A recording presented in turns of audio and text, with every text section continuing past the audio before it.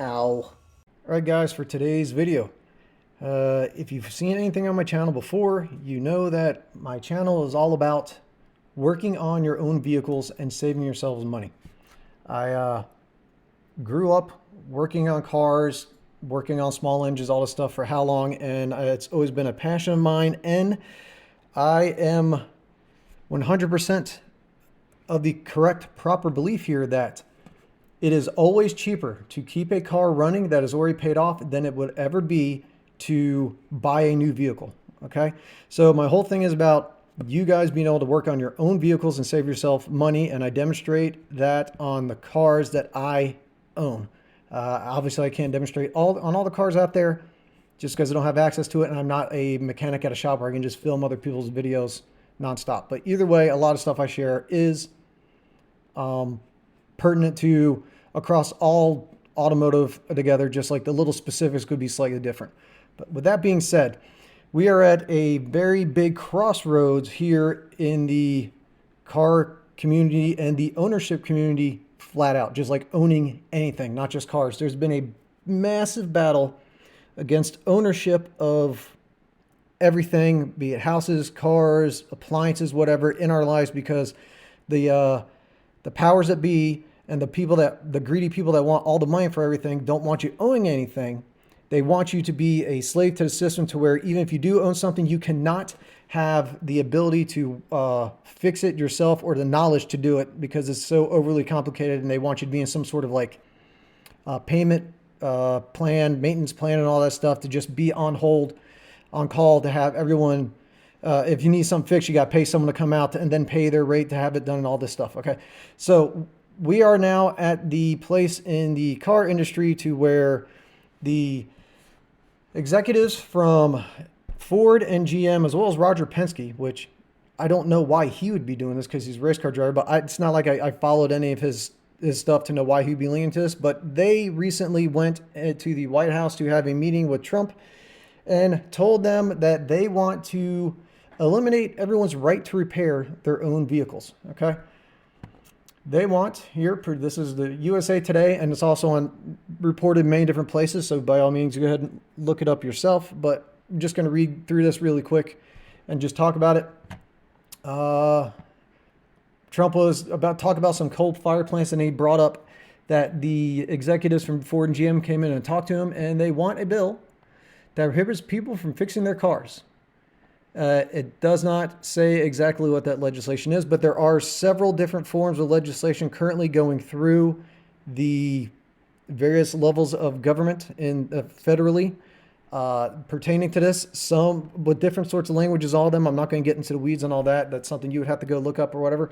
But there's also state level things going on, like in Massachusetts, where they already did pass a right to repair law for people. And we'll get into what that means here. But car owners, they have a right to repair their own vehicles. If you own it, you should be able to fix it. But they want the car companies here want you to not to be able to fix something on your own. Okay. We had auto industry in here yesterday. They don't want people to fix their car. Trump said it. I said, that's strange. I never heard of that. They have a thing too. Nobody's allowed to fix their car. Okay. This right here. So what it is right to repair.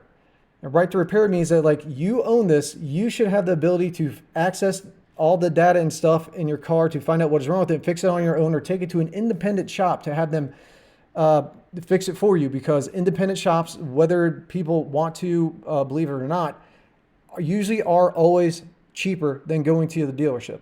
We'll get onto that a little bit here too as well. But the way cars are now, cars are the most complicated they have ever been. Cars have turned into more rolling computers and appliances than they are actual vehicles at this point in time. They have all these ridiculous amounts of sensors and all this stuff, and onboard computer systems and telematic data and all that stuff, that those things are what are now used to help diagnose problems easier. You used to just be able to say, hey, my car is misfiring. Let me pull some spark plugs and see, oh, okay, I'm running too rich or I'm too lean here. Let me adjust the the jets in a carburetor. That's no longer the case. Now you got to hook it up to a computer, run the car, see where the code is coming from. If the misfire is being from the coil pack is dying on one of the cylinders, or there's a stuck injector, or it's misfiring on a whole bank, or you know, like you got low fuel pressure. All those sorts of things are now read through the computer. What the car companies are arguing against is that by having all of that stuff being read on a computer, giving access to other people other than the dealerships is somehow now a safety concern. Because like every time your rights are trampled, case in point, my flock camera video, it is always on the basis of safety. Safety this, safety that, safety this, safety that. Well, what could be safe? The safety that they're worried about here when it comes to the onboard data. What's the safety? Oh, that would be the telematics. What are the telematics? Well, that is the thing that monitors, and this goes along with the TCU and the spy boxing cars. That'll be a whole nother different video. I'll get around to making it. But essentially, you're driving, and newer cars like 2022 and newer are monitored flat out. Everything you do, acceleration, braking, how hard you turn, G-forces, all this stuff, like where you're going, elevation changes, all that. And all that data is either stored to a computer for a bit in the car, stored to the cloud, sent to the manufacturer, or sold off to third parties. Because, you know, all about safety and all this and privacy. Go away, cat. These car companies that all want to, you know, to keep you safe and make sure your data doesn't get into the wrong hands, had absolutely no problem with selling that data off to third-party brokers like LexisNexis and Verisk. And then those people would then sell it off to whoever wanted to pay for it. So they would sell. GM got in trouble in California, and they were sued and had to pay California $99 million, I think it is, because they were taking the OnStar Smart Driver program, which was essentially the telematics built into the OnStar system of GM vehicles, of people in California monitoring what they were doing, seeing where they're driving. Then they were taking that information, selling it to insurance companies and all this, causing rates to go up across different parts of the nation, without even telling people they're doing it. Even when they were telling people, oh no, this is not going to happen. So every single time you are told that, oh, it's for your safety, or don't worry, there's guardrails put in place so this doesn't happen, it's a lie. Every single time. Never believe that whatsoever, okay? GM was forced to do that. GM made about $20 million. They were fined like $12.75 million from California. I'm sure that money totally made it back to the citizens of California. It didn't just go to pad the politicians' pockets, you know, whatever. But the point being is that these car companies are already selling this data off that they claim they don't want people getting access to, like mom and pop shops or even you, for safety reasons. So it's another freaking lie and abuse of power, okay? On to here. Just got a message now. It just threw off my whole train of thought. Okay, back down to this. They don't want people fixing their cars. They gave a man 7 years in jail actually because he tried to fix his own car. Okay, this dude, what they're referring to is a guy in Cheyenne, Wyoming, who was actually, he was a diesel mechanic. And what he was doing was when a car come in with like a check engine light or whatever it is, like diagnosing that there may be some small little issue with the vehicle itself, he was going and disabling that monitoring system in diesel vehicles, so it wouldn't pop up and the car would still run, and they wouldn't have to worry about seeing any lights, and the car would function just fine. Excuse me.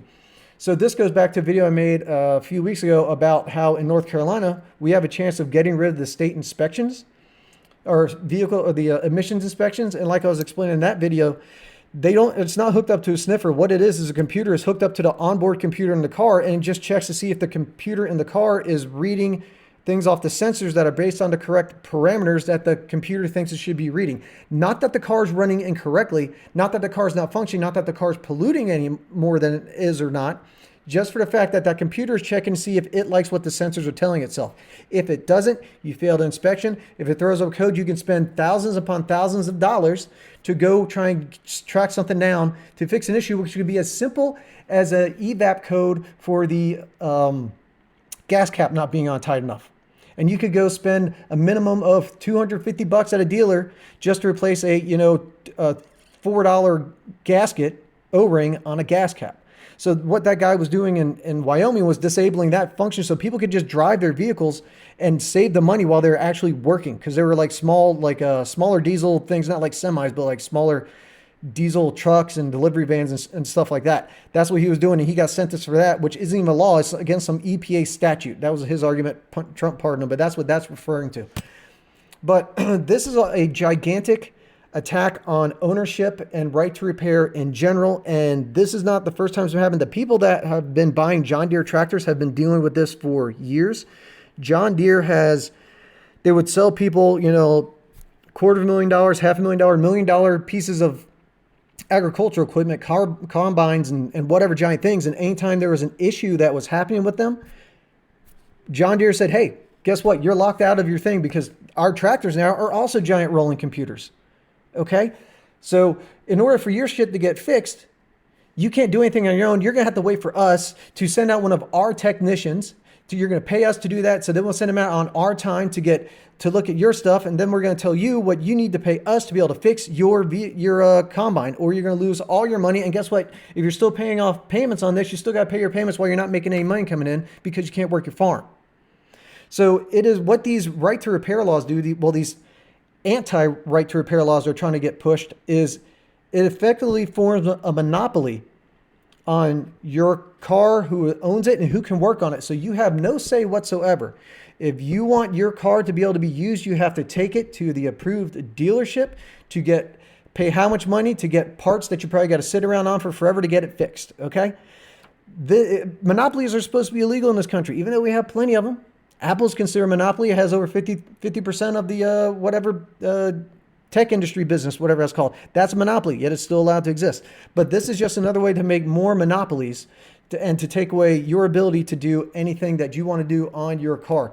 So luckily there has been a major class action lawsuit that is finally getting settled with John Deere to pay back all these farmers that have been screwed over. And then also back in the last administration, the FTC sued John Deere for the monopolistic practices, and that is currently ongoing. So we'll see what they end up getting stuck with for that, because it is a monopoly, and that's some bullshit. We shouldn't have that. Trying to see where else I'm going here. When it comes to this now too, Ford itself is trying to now run a propaganda campaign to tell people that, hey, you know what? It's actually cheaper and better for you to take your cars to the Ford dealership, even though it isn't. It isn't. Because, we're more qualified. We know exactly what we're doing, and we're going to, be able to fix your car, blah, blah, blah, blah. So they're going to be running, if you still are dumb enough to pay for cable or watch ads on something, get ready to start seeing those ads popping up telling you if you got a Ford, take it to your Ford dealership because this is where you need to go to get it worked on completely, blah, blah, blah, blah, blah. So how do we start fighting back against this? Well, the easiest thing ever is to not buy any new vehicles. Plain and simple, flat out. Stop buying anything new. The easiest way to squash this is to just kill the companies. When you vote with your dollars, that is what gets companies to listen. So if they come say, hey, we're going to do this, you're not going to have any right to repair. We don't want you to have access to this data because of your safety, in which this brings up a whole nother point. If it's all about safety, right, and you have these fancy-ass computers in the cars to where, like, say we have autonomous self-driving cars like these Waymos that just take off and going up and down random people's cul-de-sacs and neighborhoods back and forth because they don't know how to freaking function, and they're hauling ass down through neighborhoods. Or you have these cars that can get stolen with just a thumb drive, like the Kia boys were doing however many years ago for Kias and Hyundais. If cars are being built this way to begin with, that sounds like it's a safety feature or a safety issue to me to begin with. If you're worried about people hacking a car, why would you build cars so that they're even remotely close to being able to be hackable? You know what can't be hacked? A freaking carburetor car that runs on a points ignition. Okay, nothing can be hacked there. There's nothing wrong with that. But you have like rolling computers, and you're worried about people hacking vehicles from plugging in and getting into the onboard system, or hacking a vehicle and maybe hijacking it from a distance, you know, like these kill switches that are getting put in cars, which will also be another video, to where people will be able to control you at a distance and say, hey, we're a cop, we're coming up behind you. We don't want you to be able to drive down the road. Flick your shit off. Oh, we think you may be drunk driving. Your car shut down. Oh, you didn't make your car payment this week. It didn't arrive in time because it got backed up in the mail, even though it was post dated to the correct date. Now you can't start your car up until we get that payment. If that is an issue that we are running into, cars shouldn't be made this way. So the way to stop this is to stop buying these fucking shitty cars. Plain and simple. You don't need to buy a new vehicle. The prices of new cars, I think the average for an entry-level vehicle now is $50,000. That's the average. When I bought my Cruise, brand new, it was like $19,000. Okay, and that was the top of the line. The Eco is like the top of the line, I believe, of the Cruises at the time. And it was still sub $20,000. Now to get in a basic entry level like Corolla or something like that is $50,000. We have trucks that are going for the prices of what I paid for my house when I bought it. This is absolutely fucking absurd. We have people that can't afford to live and they can't afford the monthly payments. So they are now dragging out car payments to 8 to 10 years to pay off a car. The amount of interest you'll pay on a loan, an 8 or 10 year loan, is going to be at least 70% of what the value of that car was added on top of your loan. Okay. So the way we stop this is don't buy these fucking cars. Let them sit on the lots. Let them rot on the lots. Do not buy them. Do not give them any money. Buy older vehicles. Now, when it comes to buying older vehicles, you are going to be at the mercy of what was done prior to you buying it. So it comes down to a lot of people don't take care of their cars. That's why so many people, their cars fall apart to shit and then they run off to try and buy a new car because instead of taking care of what they had, they go get themselves in more debt for a new car. They're the ones that are perpetuating the cycle. So you have to be smart when you buy an older vehicle. You need to know what you're looking for. You need to test drive it. You need to try and find out as much information about the vehicle as you can when you get it. But the older the vehicle is you get, the better it's going to be for you because you're going to be able to work on it more easily. So what you're going to want to do is get yourselves a set of tools, get yourself some factory service manuals, get yourselves access to YouTube like you are right here and search up whatever vehicle you want to see what issue it is. Find videos of people showing you how to fix it and follow what they do. It's not rocket science. Some things can be kind of complicated. Mostly when it comes to working on cars, the most difficult thing is fitting your hands in tiny little spots that were created by asshole engineers that never held a wrench in their life. That's usually the most frustrating thing when it comes to dealing with cars, okay? Learn to work on your own vehicles, buy older vehicles. Now, the thing that's going on now too is when you do have older vehicles, you will need parts for older vehicles to work them on. Luckily, for most cars, there is a giant aftermarket for a lot of stuff. They have Jag, Summit, Classic Industries, all sorts of things. Buying new replacement parts from Rock Auto, car stores, AutoZone, O'Reilly, stuff like that. Even from the dealership, if they're still making those things, that's great. But also, too, you do have access to junkyards.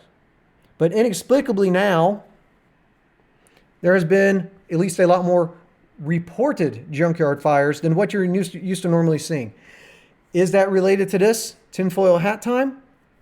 Hard to say. What I think it actually is that we have all these electric cars and shit that are getting wrecked and all that, and probably those electric cars are being brought into regular junkyards with their lithium-ion batteries in it, and lithium is an incredibly volatile metal that will just burst into flames for no fucking reason. And if it's already in a vehicle that's been damaged, the likelihood of it catching on fire is even more greater, and it could be, a lot of lithium batteries are being kept in places where they keep the rest of the cars. Maybe that's what's causing these fires. I don't know, but there has been an uptick in junkyard fires. Junkyards are a very good place to go get parts for cars, depending on what they were. In my personal experience, the best thing I was able to get at junkyards were like body panels, like if you needed replacement fenders or rear bumper, stuff like that, or maybe some interior pieces. Not so much engine and transmission stuff, like engine pieces off it. Like say I want to go pull a distributor out of a car sitting in a junkyard. Usually you would just buy a whole junkyard engine or transmission out of there, which are pulled by the junkyard themselves, stored differently. So those probably wouldn't catch on fire, but a junkyard is another way to access them. So you just want to get as much knowledge as you can and as much parts as you can and start working on the cars, okay? Start doing that. We are now, if a car is over 25 years, you can import it from anywhere in the world into the U.S. as long as you follow the process that goes in. And you can get yourself a little key car or whatever it is from Japan, or even some JDM specific cars that were over there. You can get those imported. They may run well. It may be a little harder to get parts to fix it, but they generally are very reliable. So you have those sorts of options. What we also have is all these techie people out here that say they like to work on computers and shit. Hey, here's a call to all you guys. If they start to do this, we're going to lock everyone out and not let them work on their car stuff. It is a call to you to start hacking into these cars to make that access available so people can actually work on their cars. Okay? If we stop playing the system, it will change. Okay? So what you want to do, contact representatives, all that stuff, say, hey, we want to be able to work on our cars. Fight back every aspect you can. Take care of the cars you have right now. Stop getting rid of them because you don't take care of them, or because you're bored, or because you simply think you need something to replace it, something new. And on a little side tangent here, I just want to say, like, yes, with the right to repair when it comes to cars and stuff, it's also the same thing with appliances. My fridge had an issue to where my ice maker would just randomly just start pissing ice out all over the floor. Or not even the ice maker, the water maker would. I just sit here and you're, and then it's just pissing ice or water all over the floor. I called up Whirlpool. They're like, yeah, we'll send someone out to take a look at it. Guy looked at it. I already figured it was going to be the little button on the door that you push the glass up to get it to get the dispense the water. The guy came here, is like, yeah, it's that, but we won't do that. But we'll replace the entire door for you for $1,100, which coincidentally is just $100 less than a brand new fucking fridge. But a $30 replacement button from eBay and 5 minutes of my time fixed it. So as you can see, it's not just cars, it's every aspect of your life. The more you know, the more handy you are, the more money you can save, and the more we can fuck these people over there trying to fuck us. Okay? All right, guys. That's all I got for today. Kind of another little rant, but more to kind of let you know what's going on. And we really need to start pushing back against this shit. And you guys really need to start taking responsibility for your own lot in life and how you get along and how you can keep your shit that you own to yourself. Because the stuff you already own, the stuff from the past, that's yours. That can't be taken from you. If it's paid off, it's yours. But you can keep it going as long as possible. Got it? All right, guys. That's all I got for today. So like, comment, subscribe, and all that stuff. And I'll see you next time. Later.